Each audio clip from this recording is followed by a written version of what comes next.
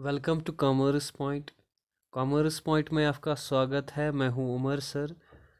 आज जैसा कि आप जानते हैं, first unit introduction to financial accounting at the terms का लास्ट टॉपिक जारी है, जिसमें हमें आज तक 16 टर्म्स जो क्लियर किए हैं: business transaction, account, capital, drawings, liability, assets, capital receipts, revenue receipts, expense, income, profit, gain, loss, goods purchases, sales. इसमें जो आज हम पढ़ने जा रहे हैं वो लास्ट के जो 8 टर्म्स है वो पढ़ने जा रहे हैं, जिसमें पहला टर्म जो है डेटर्स है। तो हम स्टार्ट करने जा रहे हैं। प्लीज़ पेन और कॉपी अपने पास रखें, नोट डाउन करें, खासकर उन स्टूडेंट्स के लिए जो कि कॉमर्स बैकग्राउंड से नहीं है। So let us start. Debtors. Debtors किसको कहेंगे? अकाउंटिंग में एक इम्पॉर्टेंट टर्म है डेटर। डेटर हम किसको कहेंगे? से फॉर एग्जांपल, हमारा बिजनेस है, उसमें हम चीज़ें बेचते रहते हैं, तो जिस पर्सन ने हमसे गुड्स लिए मगर पैसे नहीं दिए, तो वो हमारा डेटर बनता है। यहाँ पे debtor is a person who owes money to the business or whose amount are due for goods sold or service rendered। Business ने उस पर्सन को गुड्स दिए हैं, गुड्स बेचे हैं या सर्विस रेंडर की है, जिसकी वजह से वो हमारा डेटर बन गया है। सो क्लियरली उसके पास हमारे पैसे हैं, वो हमारे लिए एसेट है। डेटर्स बहुत किस्म के होते हैं, जैसा कि good, bad, doubtful. Good debtor वो होता है जिस पे हमें कोई शक नहीं, जो कि टाइम पे हमें पैसे देगा। बैड डेटर वो होता है जिस पे हमें शक है और जो क्लियरली ये इंडिकेट कर रहा है कि वो पैसे नहीं देगा। डाउटफुल डेटर वो है जिस पे जो दे भी सकता है, जो नहीं भी दे सकता है, यानी कि 50-50। इसी तरह डेटर जो है, इनको हम करंट एसेट्स की शक्ल में देखते हैं। करंट एसेट्स यानी कि ये हमें 1 साल में पैसे आने वाले हैं। ठीक है, होप आपको डेटर्स जो है समझ आया होगा। नेक्स्ट हम चलते हैं क्रेडिटर्स। डेटर्स का अपोजिट यहाँ पे क्रेडिटर्स है। क्रेडिटर वो पर्सन होता है जिसको बिजनेस ने पैसे लिए हैं, जिससे बिजनेस ने चीज़ें खरीदी हैं, गुड्स खरीदी या सर्विस रेंडर की है, तो बिजनेस जो है कर्जदार है उसकी। इस डिफिनीशन से आपको ये क्लियर हो जाएगा, creditor is a person to whom business owes money, यानी कि business owes money to that person, और whom amount is owned by an enterprise on account of goods purchased और सर्विस रेंडर्ड। चाहे उसे हमने गुड्स दिए हैं, चाहे उसने हमें सर्विस प्रोवाइड की है, तो उस बुनियाद पे हम उसके कर्जदार है। सो जो बिजनेस ओ करती है आउटसाइडर्स को, उनको हम क्रेडिटर्स करते हैं। जो आउटसाइडर्स ओ करते हैं बिजनेस को, उनको हम डेटर्स कहते हैं। क्रेडिटर्स को हम करंट लायबिलिटीज़ में शुमार करते हैं। क्रेडिटर्स करंट लायबिलिटीज यानी इनको हमें पैसे देने हैं 1 साल में, with in an accounting period. Accounting period जो होता है वो 1 साल का होता है, तो 1 साल में हमें ये कर्जा उतारना है। ठीक है, नेक्स्ट स्टॉक। स्टॉक क्या होता है? स्टॉक, जब हम कभी गुड्स बेचते हैं तो हमारे पास बहुत सारे गुड्स होते हैं, जैसे कि हम गोदाम में रखते हैं, फिर उन से फॉर एग्जांपल 100 यूनिट्स है, उसमें से हमने 25 यूनिट सेल किए, तो उसमें से जो बच गया हमारे पास, उसको हम स्टॉक कहते हैं। यहाँ पे इस डेफिनेशन से आपको क्लियर हो जाएगा, goods left unsold at the end of accounting period are called closing stock. यहाँ पे मैंने क्लोजिंग स्टॉक इसलिए कहा क्योंकि ये at the end of the period है, जो कि 1 साल का पीरियड था या 1 महीने का पीरियड था। खास तौर पे हम याद रखेंगे 1 साल का जो पीरियड था उस साल के ख़त्म होने के बाद हमारे पास जो गुड्स बचे हुए हैं तो उन गुड्स को हम स्टॉक कहते हैं, क्लोजिंग स्टॉक। ठीक है, जो गुड्स है, जो स्टॉक है हमारा बचा हुआ, उसको हम, वो रॉ मटेरियल का भी हो सकता है, वर्क इन प्रोग्रेस यानी कि उन चीज़ों पे भी काम जारी है, वर्क इन प्रोग्रेस, काम जारी है यानी कि वो भी फाइनल गुड नहीं बने हैं। ठीक है, इसी तरह फिनिश्ड गुड्स भी हो सकते हैं। रॉ मटेरियल तो आपको पता ही है, जिसको अभी जो भी रॉ है उसको फिर हमें गुड्स बनाने हैं। तो वर्क इन प्रोग्रेस क्या है, उस पर हमने काम शुरू किया है गुड्स बनाने का, लेकिन अभी पूरी तरह कंप्लीट नहीं हुआ। फिनिश्ड गुड्स एक्चुअल में कंप्लीट गुड होता है। ठीक है, जो क्लोजिंग स्टॉक होता है ये हमारे इस साल का अगले साल के लिए ओपनिंग स्टॉक बनेगा। नेक्स्ट ईयर के लिए the closing stock of 1 year will become the opening stock of the next year. ठीक है, स्टॉक जो होता है ये हमें कॉस्ट प्राइस पे रिकॉर्ड करना है या मार्केट प्राइस पे, मगर इनमें हमें कंपेयर करके ये देखना है जो भी कम होगा, विच ever is less, cost price less होगा हम उसी पे रिकॉर्ड करेंगे बुक्स इन अकाउंट्स में, मार्केट प्राइस लेस होगा हम उसी पे रिकॉर्ड करेंगे बुक्स इन अकाउंट्स पे। यहाँ पे आपको ये पॉइंट क्लियर करना होगा, stock is recorded in books at cost और market price which ever is less, जो भी कम होगा उसी पे हम स्टॉक को रिकॉर्ड करेंगे in books of accounts. Next, discount. Discount क्या होता है, जैसा कि आप जानते हैं दुकान पे आप गए वहां पे आपको डिस्काउंट दिया जाता है। ये डिस्काउंट एक्चुअल में क्या होता है, डिस्काउंट रिडक्शन होता है, छूट जिसको हम कहते हैं, रिडक्शन इन द प्राइस और payment of goods owned by business enterprise to its customers called discount. जब हम किसी कस्टमर को रिडक्शन देते हैं पैसे देने में या पेमेंट जब उनको होती है गुड्स की, तो गुड्स की पेमेंट लेने में हम उनको थोड़ी बहुत रिडक्शन रिलैक्सेशन देते हैं, तो वो जो हमने उनको रिडक्शन दिया उसको हम डिस्काउंट कहते हैं। ठीक है, डिस्काउंट मगर दो तरीके का होता है। पहला वाला जो डिस्काउंट होता है उसको हम ट्रेड डिस्काउंट कहते हैं। अगर आप इतने गुड्स लोगे आपको हम इतने गुड्स डिस्काउंट में देंगे। ठीक है, आपको हम 10,000 के गुड्स 9,000 में देंगे। ठीक है, ये ट्रेड डिस्काउंट होता है। अगर हम दूसरी डिस्काउंट की बात करें जिसको हम कैश डिस्काउंट कहते हैं, तो हमारे पास एक डेटर है जो कि पैसे नहीं दे रहा है या उसको भी टाइम है पैसे देने में, तो उसको हम कह रहे हैं कि अगर आप अभी हमें पैसे दोगे तो हम आपको डिस्काउंट देंगे। अगर आपके पास हमारे 10,000 हैं, अगर आप 9,000 दोगे तो 1,000 आपको डिस्काउंट में दिया जाएगा, उसको हम कहते हैं कैश डिस्काउंट। यहाँ पे आपको याद क्या रखना होगा, ट्रेड डिस्काउंट कहीं पे रिकॉर्ड नहीं किया जाता, लेकिन कैश डिस्काउंट रिकॉर्ड किया जाता है बुक्स ऑफ अकाउंट्स में। ठीक है, नेक्स्ट, इक्विटी। इक्विटी क्या होता है, इक्विटी यहां पे समझना होगा। इक्विटी का मतलब इक्वलिटी नहीं है, अकाउंटिंग में इक्विटी का मतलब है क्लेम्स या राइट्स।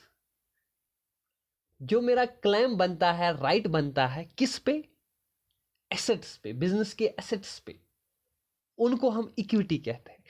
आपको एग्जाम्पल से समझ होगा, आपको यहाँ पे एग्जाम्पल से क्लियर हो जाएगा इक्विटी का मतलब। इक्विटी को अगर हम देखें कि एक बिजनेसमैन बिजनेस को स्टार्ट करता है तो वो पैसे देता है, तो उन पैसों से हम ज़मीन खरीदते हैं, फैक्ट्री खरीदते हैं, मशीनरी खरीदते हैं। तो ये जो कैपिटल बिजनेसमैन ने इंट्रोड्यूस किया, ये जो पैसे बिजनेसमैन ने इंट्रोड्यूस किए, ये बिजनेस के लिए क्लेम है, ये बिजनेस के लिए क्लेम है, इक्विटी है, क्योंकि ये बिजनेसमैन क्लेम करेगा फिर कि मेरे पैसों से ये एसेट्स लाए गए, तो ये एसेट्स मेरे भी, अगर मैं क्लेम करूं तो ये मेरे हो सकते हैं। ठीक है, तो ये क्लेम है, लायबिलिटी है।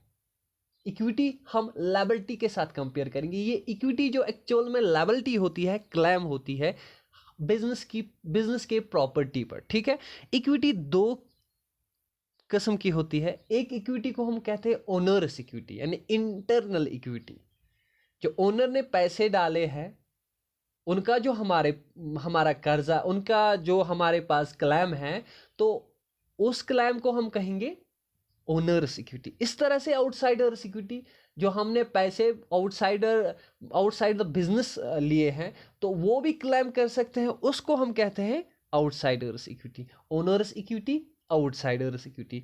इसी बुनियाद पे याद रखना होगा कि इस पे एक इक्वेशन बनती है, owners equity plus outsiders equity is equal to assets. यानी इन दोनों का जो बराबर होना चाहिए, किसके? एसेट्स के बराबर। यानी कि ये दोनों क्लेम रखते हैं एसेट्स पे। कोई भी बिजनेस स्टार्ट करने के लिए कहीं से पैसे लाने होते हैं, तो वो पैसे जो आएंगे वहां, तो उनसे हम एसेट्स खरीदेंगे। जो पैसे हमें अब उधार चढ़ गए ना दूसरों के, तो उसको हम कहेंगे यहाँ पे इक्विटी। आपको ये यहाँ पे समझ आएगा। For every asset of the business someone has to paid, किसी को पैसे देने हैं, फॉर इट, और the amount is payable to someone, या तो फिर उधार ही रहेंगे। The amount payable to such person is called equity. जो हमारा बकाया पैसा है जिससे हमने एसेट्स खरीदे हैं, तो वो हमारा बनता है यहाँ पे इक्विटी। ठीक है, होप आपको समझ आएगा। थोड़ा कॉम्प्लिकेटेड था, लेकिन इंशाल्लाह आपको समझ आएगा। नेक्स्ट जो है, इसी बुनियाद पे इक्वेशन बनी है अकाउंटिंग इक्वेशन। यानी कि फिर से बताना चाहूँगा, इक्विटी के बुनियाद पे जो हमारी इक्वेशन बनी है उसको हम कहते हैं अकाउंटिंग इक्वेशन। जहाँ पे हमारा क्या है, owners equity plus outsiders equity is equal to assets. ये एक इक्वेशन है। इसको जब हम चेंज करेंगे लेफ्ट हैंड और राइट हैंड साइड से, तो ओनर्स इक्विटी फिर हमारा होगा एसेट्स माइनस आउटसाइडर्स इक्विटी। फिर हम आउटसाइडर्स इक्विटी को देखेंगे, वो होगा एसेट्स माइनस ओनर्स इक्विटी। इस इक्वेशन को हम अकाउंटिंग इक्वेशन कहते हैं। ये हमें एक सेपरेट चैप्टर में पढ़ता है। नेक्स्ट जो आने वाला चैप्टर है उसमें हम ये डिटेल्स में पढ़ेंगे। नेक्स्ट, एंट्री क्या होती है? जब हमारे बिजनेस में कोई ट्रांजैक्शन होती है, उसको हम रिकॉर्ड करते हैं, तो उसको हम वहां पे एंट्री बोलती है।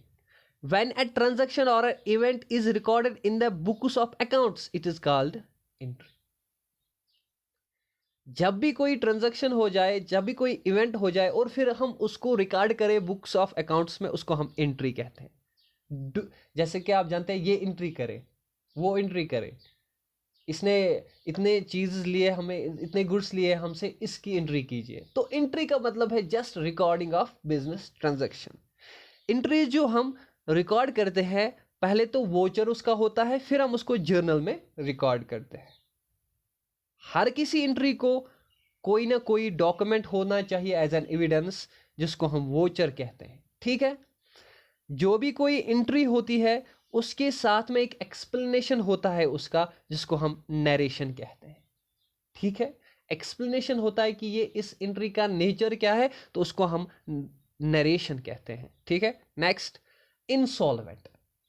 23rd, इंसॉल्वेंट, वो शख्स जिसके एसेट्स कम है बनिस्बत इसके लायबिलिटीज से। When the liabilities of a person exceeds the realizable value of his assets, the person is called the insolvent. जब किसी शख्स के पास कर्जा इतना चढ़ जाए कि वो एसेट्स बेचने के बाद भी वो कर्जा नहीं चुका सकता, तो उस पर्सन को हम इंसॉल्वेंट कहते हैं। और जो ब्रांच इसके साथ डील करता है अकाउंटिंग का, उसको हम इंसॉल्वेंसी अकाउंटिंग कहते हैं। ठीक है, बस इतना आपको याद रखना है, what is insolvent, the person whose liabilities exceed his assets.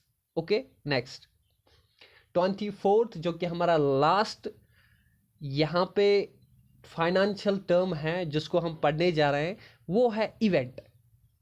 Event क्या होता है? जो भी कुछ बिजनेस में होता है उसको हम इवेंट कहते हैं। जो भी कुछ, चाहे उसको बिजनेस पे कम असर पड़े चाहे ज़्यादा असर पड़े, लेकिन जो भी कुछ बिजनेस में हो जाए उसको हम इवेंट कहते हैं।